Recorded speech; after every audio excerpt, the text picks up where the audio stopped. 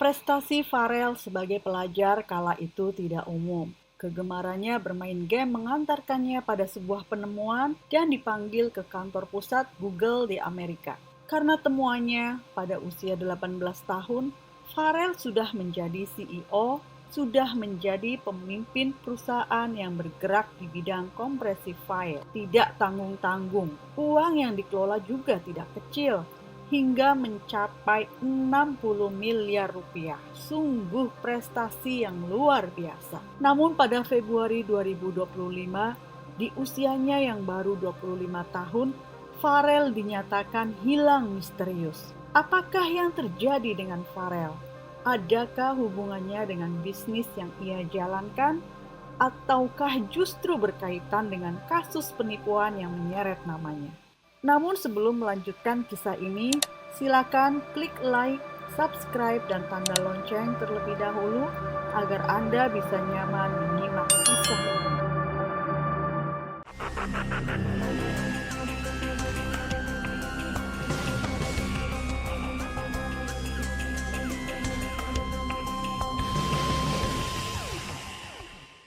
Christopher Farel Milenio Kusuma lahir tepat di awal milenium baru 1 Januari 2000.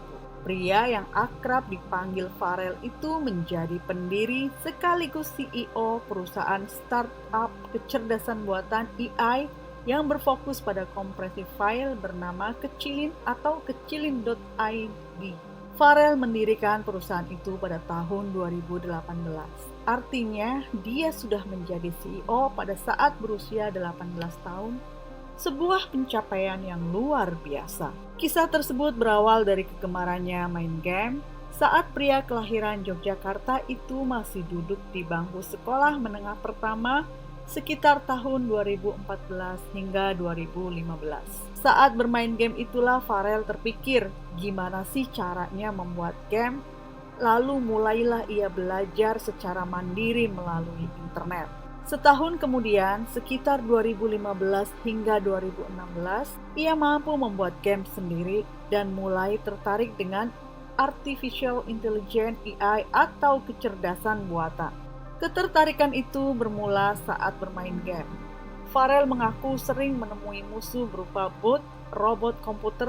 Berangkat dari rasa penasarannya itulah ia mulai belajar AI dan machine learning. Sejak saat itu, Farel mulai tertarik dan melakukan banyak riset tentang machine learning sampai suatu ketika liburan semester tahun 2017, dia menemukan ide untuk membuat teknologi kompresi file. Waktu itu ia ingin mendownload game yang ukurannya 30 GB, sedangkan kuota yang ia miliki hanya 6 GB.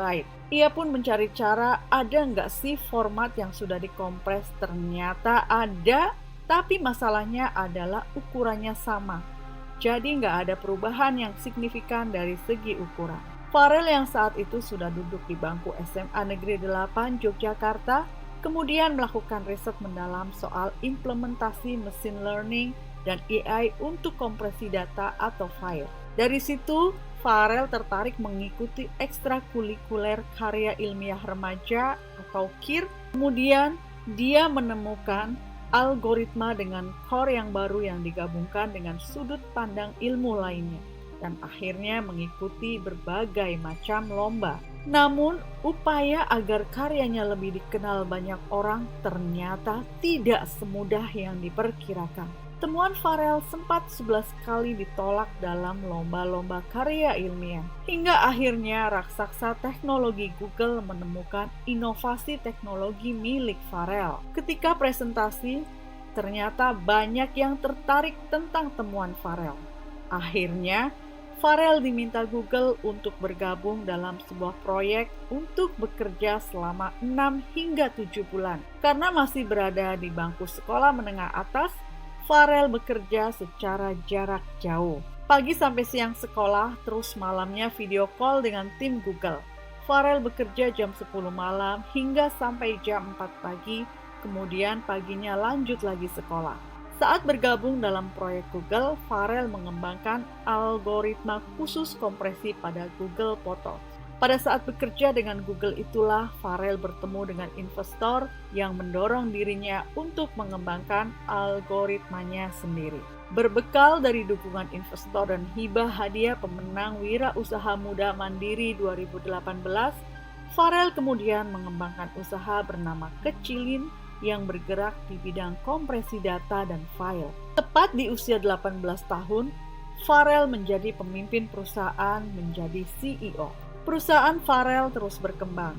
Pada tahun 2022, Kecilin telah memiliki 35 karyawan dengan 115 pengembang yang bergabung. Dan aplikasi Kecilin telah memiliki sekitar 15.000 pengguna harian. Aplikasi tersebut juga telah mengantongi 100.000 unduhan di Google Play Store. Performa perusahaan yang menakjubkan membuat Kecilin mendapat suntikan dana praseri A senilai $4 juta Amerika atau setara dengan 60 miliar pada Mei 2023. Pendanaan ini didapatkan dari Mandiri Capital Indonesia MCI, Provident Growth, BNI Venture, dan investor lainnya. Di tengah performa perusahaannya yang moncer itu, tiba-tiba Farrell dilaporkan ke kepolisian pada 2024 atas dugaan tindak penipuan. Menurut laporan Anggoro ke kepolisian,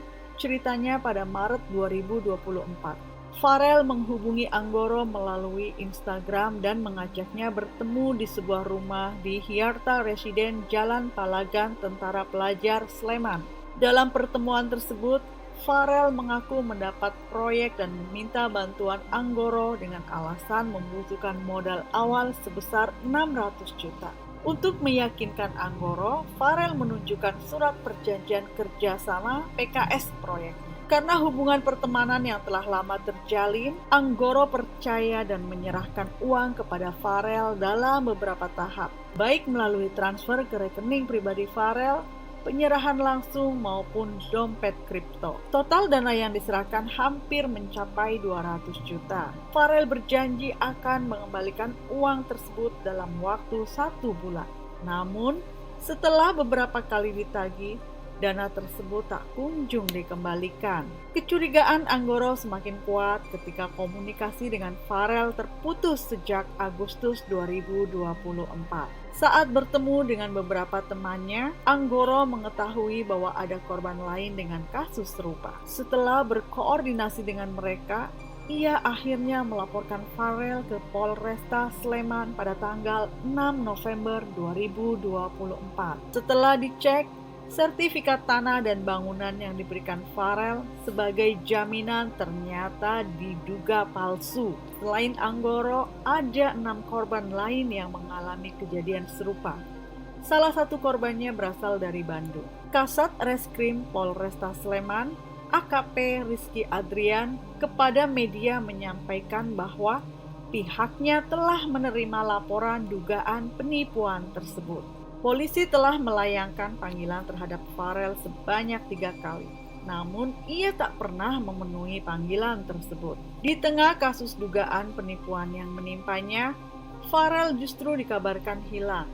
Pada Minggu 9 Februari 2025, barang-barang pribadi Farrell ditemukan di pantai Pandan Payung, Kretek, Bantul, Yogyakarta oleh warga sekitar. Barang-barang itu berupa uang tunai, KTP, ponsel, jam tangan, sepatu, pakaian, dan sebuah surat berisi pesan permintaan maaf kepada keluarga dibungkus dalam tas kresek putih. Surat yang ditemukan bersama barang-barang milik Farrell itu terdiri dari 8 lembar. Sebagai penutup, Farrell membubuhkan namanya pada akhiran surat. Di bagian akhir surat, Farrell menulis, "Bagi yang menemukan surat ini, tolong hubungi ibu saya dan istri." Tertanda CH Farrell MK. Sebelum barang-barang tersebut ditemukan, Farrell terlihat oleh warga di sebuah warung dekat pantai, membeli es susu dan es teh. Setelah itu, ia terlihat berjalan menuju pantai Pandan Payung. Polisi dan tim SAR melakukan pencarian di sekitar pantai, berdasarkan dugaan awal bahwa Farrell menceburkan diri ke laut. Namun, pencarian dihentikan karena kurangnya bukti yang mendukung dugaan tersebut.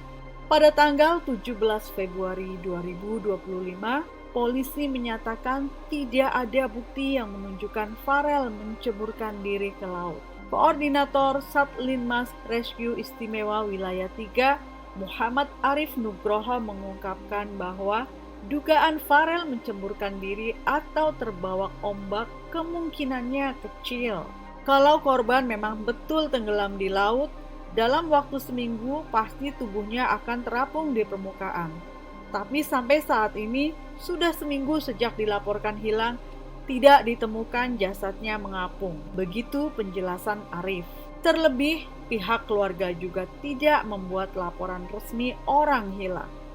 Namun, beredar pesan WhatsApp yang menyebutkan Farel berada di Jakarta. Namun ibu dari Farel yang bernama Hening B. Prabawati menampik bahwa anaknya berada di Jakarta. Secara tegas ia menyatakan bahwa kabar tersebut tidak benar alias hoax. Sementara itu, Corporate Manager Kecilin Muhammad Farhan menjelaskan bahwa Farel sudah tidak lagi menjabat sebagai CEO Kecilin. Farhan mengakui bahwa Farel merupakan pendiri startup Kecilin, namun saat ini sudah tidak lagi terlibat dalam kegiatan perusahaan sejak tahun 2023. Hingga kini keberadaan Farel masih misterius.